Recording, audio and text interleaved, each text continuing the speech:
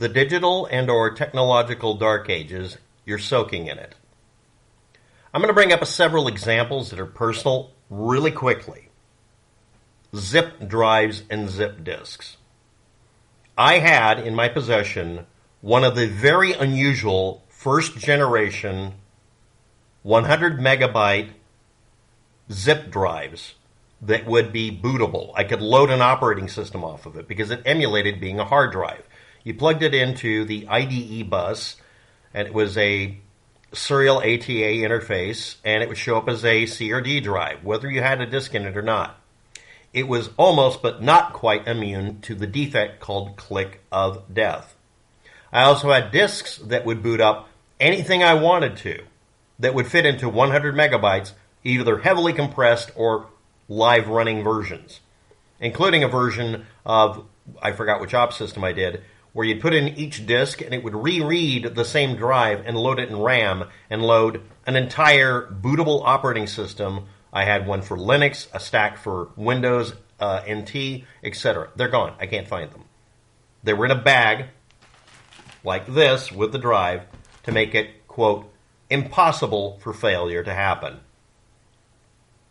But I don't have them anymore. I can't find them.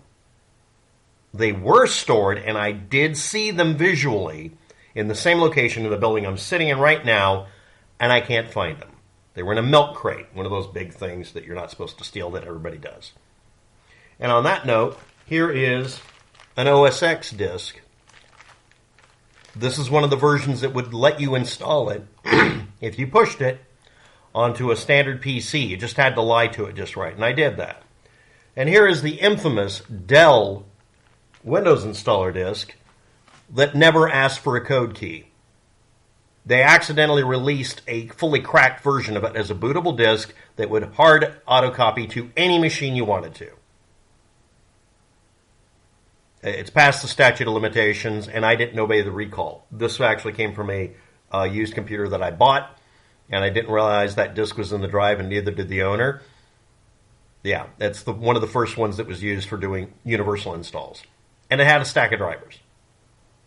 Giving you more examples of things going missing due to carelessness or ego. Pharaohs, every time there was a new pharaoh, would go through and find every statue and inscription with the previous pharaoh's or leader's name on it and destroy it. Iconoclast.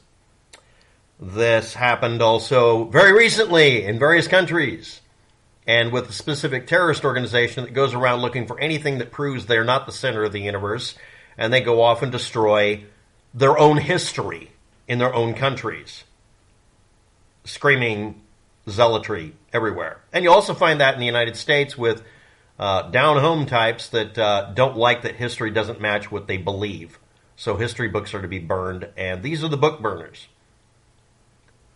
More examples of what causes a technological or digital dark age. The technological dark age is of information. It's almost exclusively of information we're talking about. Any form of data destruction from 2000 BC to this week. More examples. 1976 Viking Mars landing. Magnetic tape was recorded from that as a data stream or telemetry in an unknown format. It went unprocessed for a decade. It was only needed for the landing, and it went and they were unreadable because original programs had died or left NASA. So they hired a bunch of hacker kids. Actually, they didn't, but they could have done it, who sat down and figured out the pattern and just decoded it and got as much data out as they could. This included pictures. The original 1960s moon landing tapes were reused. That means they were erased and reused because reliable medium that could absolutely not screw up, that wouldn't tangle in a piece of machinery, was a really new and novel idea, and they had a limited supply. Out of necessity, they ended up erasing history. That should be a t-shirt, and it should make you cry. In the year 1086, not 1986, but 1086, England created a census, an 11th century census. I'm going to get to that complaint in a minute. It's still legible, 500 years old. 900 years old. But a Laserdisc with a lower lifespan intrinsically, obviously, is now difficult to read after less than 40 years since 1984 to 1986 for a namesake project where they just tried to record data on Laserdiscs. I'm going to bring up another complaint. Our comfort level, just like Mussolini destroying some previous statue of some previous leader, for instance, people are uncomfortable with certain wordings and certain phrases, like Dark Ages, or the time, or Darkest Africa, or a black project. People get very angry about certain words being used in a way they find offensive. So they want it changed, okay? But they want it retroactively changed, or they're going to burn your book. And these are liberal and conservatives doing this. These are sometimes archivists who become ideologically and politically driven to destroy a 300-year-old goddamn book. Okay, I've gotten to the 6-minute mark, and I did not bring up a famous library that was destroyed.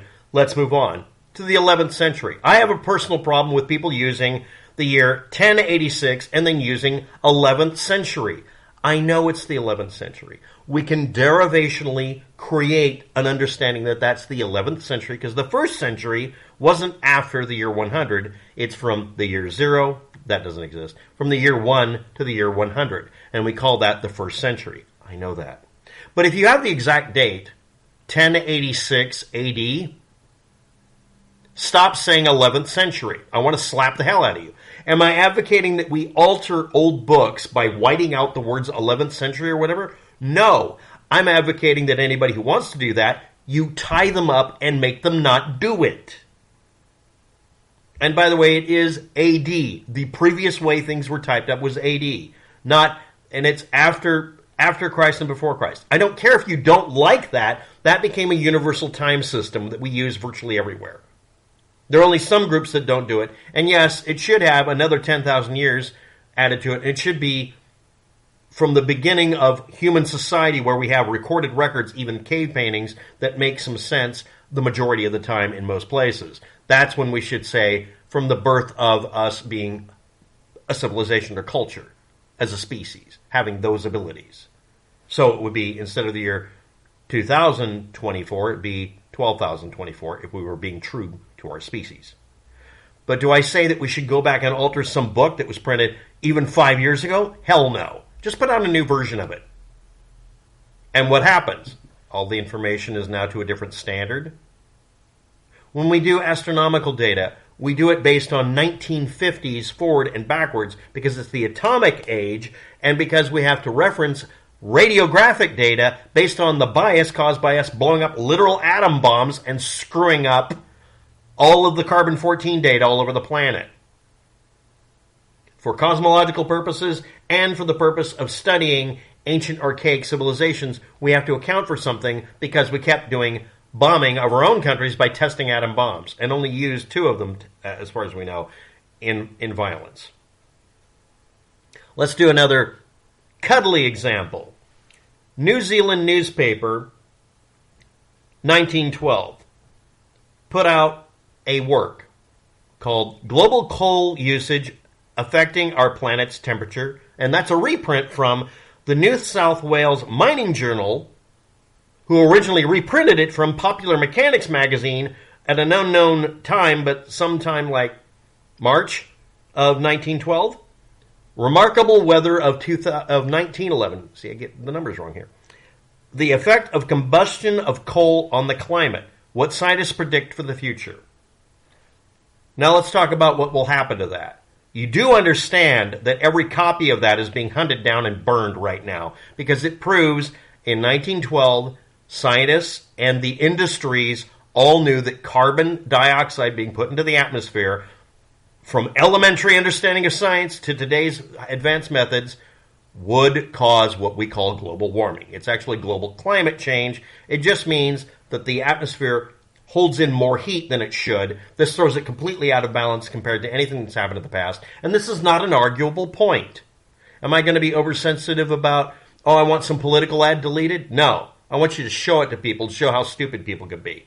Both sides. You can't be an archivist and advocate for destroying fact or fiction if it's part of history. Donald Trump lying about something that happened in some city in Ohio is a piece of history. It's still a lie, but you can't censor it because it happened. Him saying it happened. The actual incident did not happen. There's an incident of somebody somewhat like that, but not in that particular city. And it wasn't a person from another country. It was an American citizen. As is usual, blame the foreigner for what your countrymen do. And yes, I'm badly quoting something from a book that some of you claim you've read. Data is lost, and history is lost, and our ability to even find it is lost due to the following: it becoming corrupt, it becoming scarce, inaccessible, outdated, obsolete, or obscure due to software and hardware or physical medium formats and or standards evolving through technology. Also because of digital rights management, encryption, and deliberately causing things to be obsolete. Planned obsolescence. I mentioned in a video I had at the 5 minute and 50 second mark approximately that we're in the middle of a technological dark age, or what's now called a digital dark age on Wikipedia. It actually had a different name at one time. And I was mentioning that your subscription services are done so that you can't have physical media. I can take this brick that I was going to throw out, and I can totally restore this to whatever medium you have right now. I can make it run at a virtual machine. I can do whatever the hell I want with it because I physically own this property.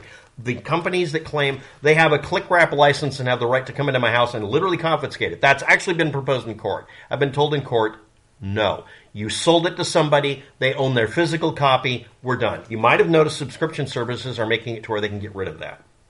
I have to use a pseudo-pirated, it's not really pirated, version of Rust Legacy because the company, Gary, if you're listening, won't let me play the fucking game. I can whip out Doom Eternal or Doom Ultimate Collection and play it.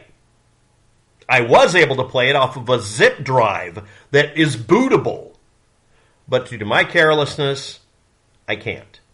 Because the drive and the disc are nowhere to be found. And I have a major urge to play it. And you might notice you can get a hold of Doom, man. You can buy it. Yeah. Do you own a physical copy that makes it to where the author and the company are physically unable to stop you from playing it on the day you drop dead at 80? Yes or no? If they're mechanically, physically, and legally not able to stop you from doing something. The answer is probably no, right? We have slipped into a world where everything is ephemeral, like last week's newspaper with Bat Boy on it. You can't keep it anymore. It just degrades because it's made of pulp, or it melts in the rain if too much moisture is out there.